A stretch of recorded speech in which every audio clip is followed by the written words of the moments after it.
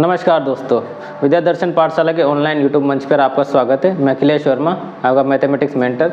जैसे कि आप थंबनेल और मेरे सामने बोर्ड पे देख सकते हैं कि हम आज ज्योमेट्रिक प्रोग्रेशन पढ़ेंगे। अर्थमेटिक प्रोग्रेशन समांतर श्रेणी को हम पढ़ चुके हैं। आज गुणोत्तर श्रेणी के बारे में कुछ जानेंगे। तो क्या होती है गुणोत्तर श्रेणी? सबसे पहले ये, तो जैसे ही समांतर श्रेणी में जो अंतर था वो समान था, तो उसी तरह ऐसी श्रेणियाँ जो या तो बढ़ते क्रम या घटते क्रम में हो और उसके जो पद, एक पद और पूर्व पद का अनुपात हमेशा समान रहता है ना। अगर समझने की दृष्टि से देखा जाए तो एग्जाम्पल से मैं समझाता हूँ आपको। जैसे ले लिया मैंने 2, 4, 8, 16, ठीक है। अब मैंने क्या कहा, ऐसी समांतर श्रेणी ऐसी श्रेणियाँ जो या तो बढ़ते क्रम में हो या घटते क्रम में, और जो उनका अनुपात है और पूर्व पद के साथ, एक पद का अनुपात पूर्व पद के साथ हमेशा क्या रहे, समान रहे, ठीक है। देखते हैं, तो ये कौन सा हो गया पद? इसका पहला वाला A1 लिख देता हूँ, A2, A3, A4। अब अनुपात निकालूंगा तो A2/A1 है ना। A2 क्या है? 4/2, अनुपात आया 2, ठीक है। ऐसे A3/A2, A3 का मान यानी तीसरा पद, अब उसका पूर्व पद A2, तो 8/4, अनुपात क्या आया? 2। ऐसे A4/A3, तो A4 क्या है यहाँ? 8 है ना, अनुपात क्या आया? 2। तो यहाँ जो भी अनुपात चलेगा वो क्या रहेगा? समान। देखो, अब इसको समझने के लिए अनुपात भी समझ सकते हैं। एक चीज़ और भी देख सकते हैं, जो पद है वो समान संख्या से गुणा होता है, एक फिक्स्ड नंबर से गुणा होता रहता है। जैसे 2 को गुणा कर दिया मैंने 2 से, तो क्या आ गया? 4। ऐसे ही अब 4 को गुणा कर दिया काहे से? 2 से, तो क्या आ गया? 8 को गुणा कर दिया 2 से, तो क्या आ गया? 16। तो जो ऐसी जो श्रेणियाँ हैं वो कहलाती है गुणोत्तर श्रेणियाँ, ठीक है। अब गुणोत्तर श्रेणियाँ दो तरीके हो गए समझने के। एक तो क्या है, जो भी नंबर मिलेगा, जो पद है उसको किसी फिक्स्ड नंबर से, निश्चित संख्या से गुणा करेंगे। तो ऐसी निश्चित संख्या जो हमेशा निश्चित रहे ना, तो ऐसी संख्या से गुणा होने वाली जो भी सीरीज बनेगी वो कहलाती है गुणोत्तर श्रेणियाँ, पहला तरीका। दूसरा, अगर पद अपने पूर्व पद के साथ जो अनुपात आएगा वो हमेशा समान रहे, तो वो हमेशा समान रहेगा, तो ऐसी श्रेणियाँ क्या कहलाएंगी? गुणोत्तर श्रेणियाँ। और जो समान रहेगा, जो अनुपात समान मिलता है, उसे कहा जाता है सार्व अनुपात। क्या कहते हैं? सार्व अनुपात, कॉमन रेशियो, ठीक है, सार्व अनुपात। तो एक बार अपन general equation of geometric progression देख लेते हैं ना, कि जनरल जो व्यापक ज्योमेट्रिक यानी गुणोत्तर श्रेणी होती है वो कैसी दिखती है, ये देख लेते हैं, ठीक है। तो बात करते हैं व्यापक गुणोत्तर श्रेणी, है ना, जनरल जीपी जियोमेट्रिक प्रोग्रेशन, ठीक है। जैसा एपी में कहा था, ये पहली टर्म A1 मान ली, A2, A3, ऐसे लास्ट टर्म मैंने क्या ले ली? AN, ठीक है। अब ये तो A के रूप में है। अब जो दूसरी टर्म आती है भाई, A1 क्या हो गया? A1 हो गया यहाँ प्रथम पद है ना, और R इसका ले लेते हैं सार्व अनुपात। तो जो दूसरा पद निकल के आता है वो क्या रहता है? A1 × R, है ना। एग्जाम्पल, एक छोटा सा एग्जाम्पल साथ के साथ ही चला देता हूँ। ये ले लिया मैंने 3, 6, 12, 24 आगे, ठीक है। इसका पहला पद क्या है? पहला पद है 3, तो ये A1। और दूसरा पद निकालेंगे तो उसके लिए क्या चाहिए? दूसरा पद निकालने के सबसे पहले R चाहिए, तो R कैसे निकालेंगे? 6/3, है ना। 6/3, R आ गया 2। R कितना आ गया? 2, है ना। अब ये R सही है कि नहीं है, पहले और जगह भी चेक कर लेते हैं। तो अगला पद 12/6, तब भी 2, तो R क्या आ गया? 2, तो R का मान 2, है ना। अब A2 कैसे निकला यहाँ? भाई जो पहला पद था A1 उसको गुणा कर दिया R से, और R क्या था? 2, 6 आ गया ना। अब इसको गुणा करूँगा मैं वापस 2 से, ठीक है। तो ऐसे ही, बिल्कुल ऐसे ही निकालना है।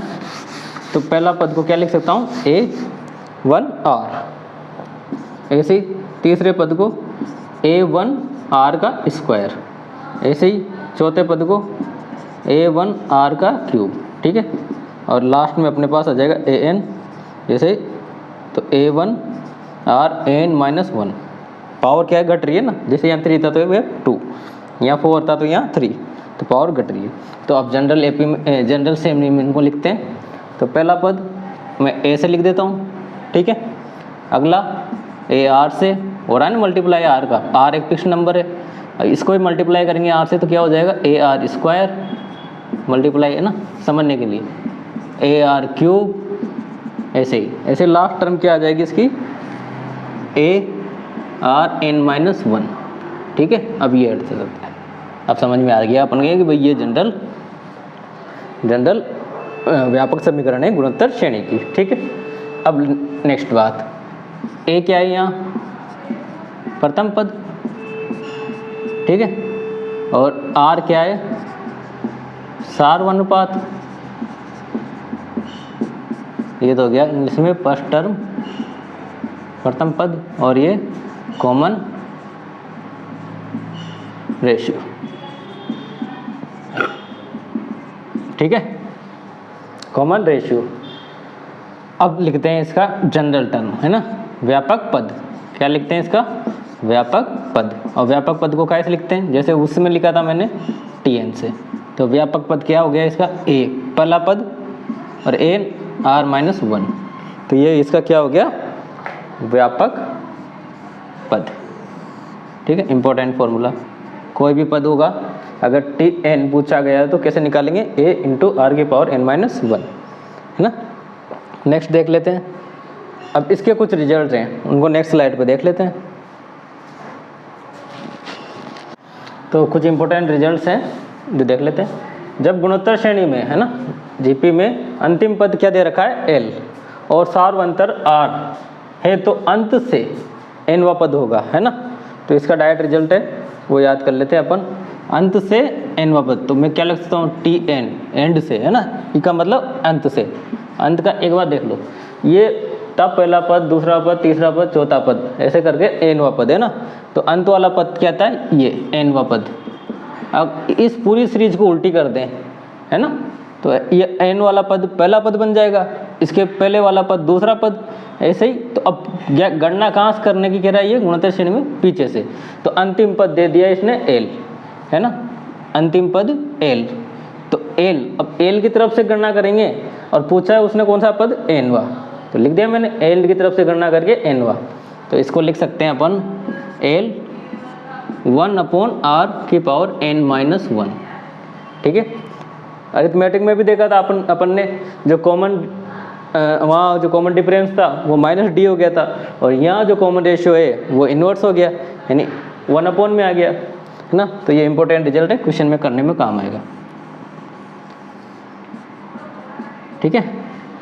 एक बार और देख लीजिए, t एंड से nवा पद क्या होता है, l इंटू 1/r की power n minus 1, n minus 1 होता है ये जनरल टर्म, अपन इसकी जानते हैं, ये n को, ये इसकी जनरल टर्म है, ठीक है, बिल्कुल वही है। r को क्या कर दिया, 1/r, ठीक। नेक्स्ट रिजल्ट, m पदों वाली एक परिमित गुणोत्तर श्रेणी है। कोई परिमित है, परिमित मतलब उसमें जो भी टर्म्स हैं, जो भी पद हैं, वो परिमित संख्या है ना। तो गुणोत्तर श्रेणी है जिसका प्रथम पद a, सार्वनुपात r, यही हो गई। अंत से nवा पद, कहाँ से, अंत से nवा पद, यानी ten, हो गया ना, अंत से nवा पद यही है। प्रारंभ से, अब देखो ये क्या लिख दिया मैंने, अंत से nवा पद। अब क्या कह रहा है, प्रारंभ से, कि कौन सा वाला पद बराबर होता है, ये प्रारंभ से m माइनस n प्लस 1, ये प्रारंभ से, है ना। मैं यहाँ कुछ नहीं लगा रखा, तो अपन ये जानते हैं जनरल टर्म क्या होती है ये, तो ये जनरल टर्म का लिख दिया m माइनस 1 प्लस 1, ठीक है। तो ये प्रारंभ से हो गया, और जैसे ये प्रारंभ से आएगा तो अपन इसको लिख सकते हैं a m माइनस n, है ना, ये था ना जनरल टर्म, n की जगह क्या लिख दिया, पूरी टर्म प्लस 1, है ना, और माइनस 1 करते हैं ना, तो -1 प्लस 1 हट जाएगा, क्या बचेगा अपने पास, केवल ये, ठीक है। तो क्या जनरल टर्म आई कि एंड से जो nवा पद रहता है वो आगे से प्रारंभ से m माइनस एन प्लस 1वां पद हो जाता है। और उसको कैसे निकालते हैं, a r की पावर m माइनस एन। तो ये एक और रिजल्ट मिल गया, इंपॉर्टेंट रिजल्ट है, काम आएगा क्वेश्चन करेंगे तब। ठीक है, तो दोनों रिजल्ट याद होने चाहिए। अब पढ़ लेते हैं सम यानी योग के बारे में, जीपी का योग कैसे करते हैं। तो नेक्स्ट टॉपिक है sum of n term of GP, है ना, गुणोत्तर श्रेणी के एन पदों का योग। गुणोत्तर श्रेणी ले लिया अपन ने क्या, A R square A R cube tends to A R की पावर एन माइनस 1। ठीक है, एस एन को क्या लिखेंगे, सम को, है ना, सम को सबको जो भी पद थी जीपी में जोड़ दिया। ठीक है, अब इसकी दो कंडीशंस होती है ना, पहले कंडीशन देख लेते हैं। एक तो सम होता है, इसका सम ही देख लीजिए, ए आर की पावर एन माइनस 1 और आर माइनस 1। देखो आर माइनस 1 तो आर यहाँ क्या हो रहा है, ग्रेटर देन 1 हो रहा है, तभी तो आर माइनस 1 पॉजिटिव निकलेगा, है ना। तो R minus 1 R greater than. और दूसरा सम होता है ए 1 माइनस आर की पावर एन और 1 माइनस आर। देखो 1 माइनस आर, अब इसको पॉजिटिव बनाना है तो मतलब आर क्या है, लेस देन 1 है। ठीक है, और एक छोटा सा अगर याद रखें आर बराबर 1 तो ये हो जाता है ए आर, है ना। अगर कभी आ भी गया तो क्या, सॉरी ए आर नहीं एन आर, एन ए, है ना, क्या हो जाएगा एन ए। तो ये तो जनरली सबको पता भी रहता है। इसको देखो ए प्रथम पद इनटू आर की power N minus 1 upon are minus 1। ठीक है, और नेक्स्ट रिजल्ट क्या है, अगर आर छोटा है तो आर 1 से छोटा है तो 1 माइनस आर की power N upon 1 minus R. ठीक है, इसको याद रखना। अब इसकी कुछ स्पेशल कंडीशंस है, उसको भी यही देख लेते हैं, स्पेशल कंडीशन। अब स्पेशल कंडीशन क्या है, अगर उसने क्या दे दिया अपन को टी एन यानी लास्ट पद दे दिया एल, है ना, लास्ट पद दे दिया एल, इसको अलग से कर लेते हैं। लास्ट पद एल दे दिया तो टी एन मतलब एन, टी एन को लिख सकता हूँ ना मैं जनरल टर्म, ए आर की पावर एन माइनस 1 क्या दे दिया उसने एल, तो एल में सम कैसे लिखेंगे, है ना, तो एस एन, और वो किसके रूप में लिखना है, एल के रूप में, तो सम हो जाएगा। वही दोनों कंडीशन यहाँ चलेगी, L R minus A upon are minus 1। ठीक है, L R minus A upon are minus 1, और आर माइनस 1 तो आर क्या हो रहा है, ग्रेटर देन 1 हो रहा है। ऐसे ही a minus l r upon 1 minus r, अब इसमें आर क्या हो जाएगा, लेस देन 1 हो जाएगा, है ना। अगर लास्ट टर्म दे रखी हो और लास्ट टर्म के साथ फर्स्ट टर्म भी है और आर भी गिवन है ना, तो क्या बच रहा है अपने पास, आर की पावर एन नहीं निकलना पड़ रहा है। ठीक है, एन का काम नहीं देना पड़ रहा है, तो एस एन क्या हो जाएगा ये। चलो एक और स्पेशल कंडीशन इसकी क्या है, जब कोई सीरीज दे रखी हो, है ना, ये स्पेशल स्टार मार्क कर लेते हैं, सम दे रखा हो, इनफाइनाइट सीरीज का सम पूछा हो, है ना, अनंत गुणोत्तर श्रेणी का योग पूछ लिया उसने। अब अनंत जिसमें पदों की संख्या अनंत तक की जा रही है, तो उसका सीधा सा रिजल्ट याद रखना है अपन को। उसको कैसे लिखेंगे, S infinite sum of infinite गुणोत्तर, सॉरी इनफाइनाइट जियोमेट्रिकल प्रोग्रेशन, है ना। तो क्या है sum, A upon 1 minus R, क्या होगा एन अपॉन 1 माइनस आर, और इसका जो आर है वो रहता है -1 से 1 के बीच में। ठीक है, या तो इसी कंडीशन को क्या लिख सकते हैं, मोड आर लेस देन 1, क्या लिख सकते हैं, मोड आर लेस देन 1। तो ये भी एक तरीके से इंपॉर्टेंट क्वेश्चन है। इनफाइनाइट सीरीज का सम कितना होता है, ए अपॉन 1 माइनस आर, ऐसे निकाल लेंगे। अगर आर ग्रेटर देन 1 रहेगा तो क्या होगा सम, आर की power N minus 1 upon a into r की power N minus 1 minus upon are minus 1। ठीक है, तो इनको अच्छे से याद करेंगे, जब क्वेश्चन करेंगे तब अच्छे से वो रिवाइज हो जाएंगे। अब नेक्स्ट देख लेते हैं सपोजिशन, कितने टर्म को क्या क्या लेते हैं। Supposition of term of in GP, है ना, जीपी अगर गुणोत्तर श्रेणी में पदों को कैसे माना जाता है, तो दो कंडीशन है अपने पास, दोनों को देख लेते हैं। पहली है जब विषम पद हो, ठीक है, विषम पद हो तो कॉमन रेशियो को विषम ले लेंगे, है ना। जैसे n बराबर 3 के लिए कोई जीपी बनानी है तो पहला पद तो लेंगे a, ठीक है, बीच में इसको लिख लेंगे ए आर और इसको लिख लेंगे a अपॉन आर।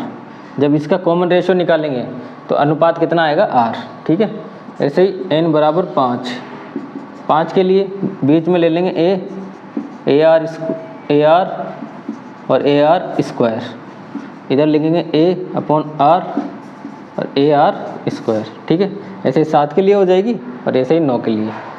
सेकंड देख लेते हैं, जब पदों की संख्या है ना, पदों की संख्या सम हो, ठीक है। तो सबसे पहले n बराबर 2 के लिए 2 पदों की कोई GP बनानी है तो कैसे देखेंगे, एक तो लेंगे A/R और एक A, ठीक है। एक तो लेंगे A/R और दूसरा लेंगे AR। तो अब इनका जो अंतर निकालेंगे तो इनका अंतर आएगा R², है ना। यहाँ कॉमन रेशियो आ रहा था R, है ना। तो ये ध्यान रखना, यहाँ R मतलब विषम, स्क्वायर मतलब सम।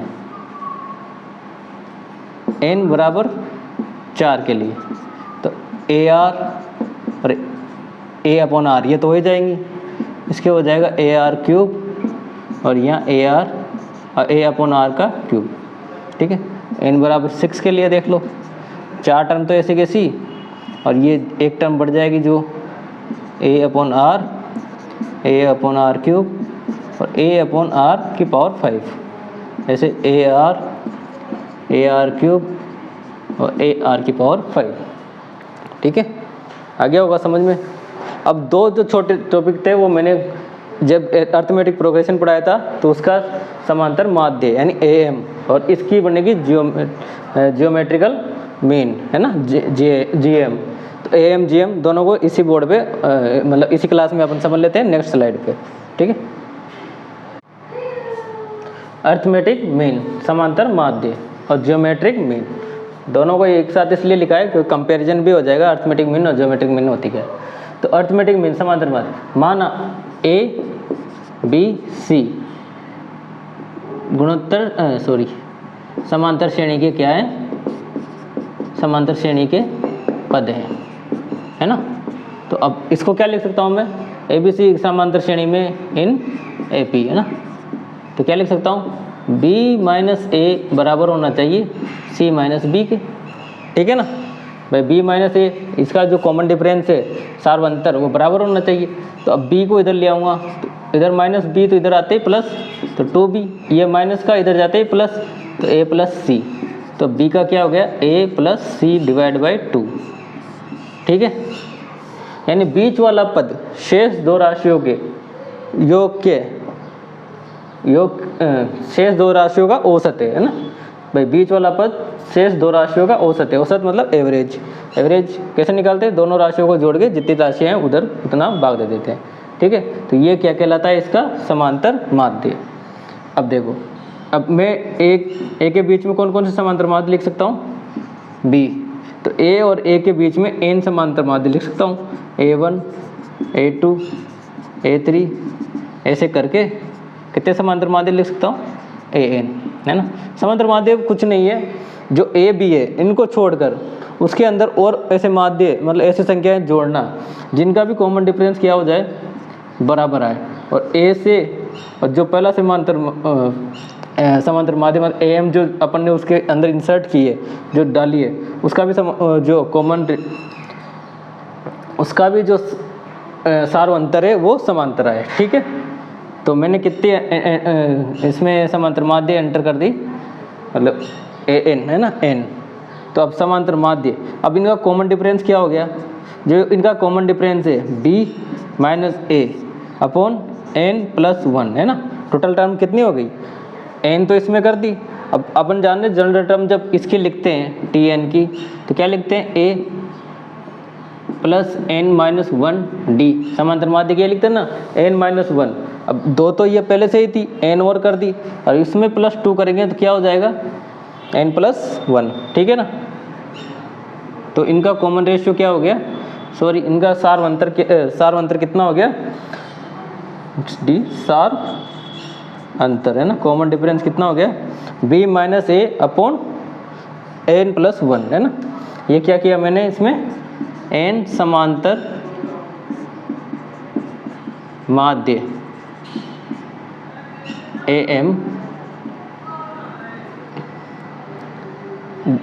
जोड़ने रखने पर ठीक है, n समांतर माध्य रख दिया किस किस के बीच में, a और b के बीच में। ठीक, तो a1 का मान कितना आता है, अपन जानते हैं a1 को क्या लिखते हैं, a प्लस 1d है ना, तो 1d मतलब d, और d का मान क्या है, a प्लस d का मान है b minus a upon n plus 1। ठीक है, भाई d का मान यही तो है। ऐसे a2 को क्या लिख सकता हूँ मैं, a प्लस 2d, अब 2 a तो a रहेगा ऐसे ही, a2 है ना, इसको क्या लिख सकता हूँ, a प्लस 2d, तो 2 से मल्टीप्लाई हो जाएगा b minus a upon n plus 1। ठीक है, ऐसे इसकी जनरल टर्म क्या हो जाएगी, a प्लस एन डी है ना, जो यहाँ है वही n चल रहा है, तो a plus N into B minus A upon N plus 1d, ये उसकी क्या हो गई जनरल टर्म, समांतर माध्य इंसर्ट करने की, अंदर रखने की, उसके बीच में कितनी संख्याएं ला सकते हैं जो समांतर माध्य में हो, तो वो इसकी एन टर्म ये हो गई।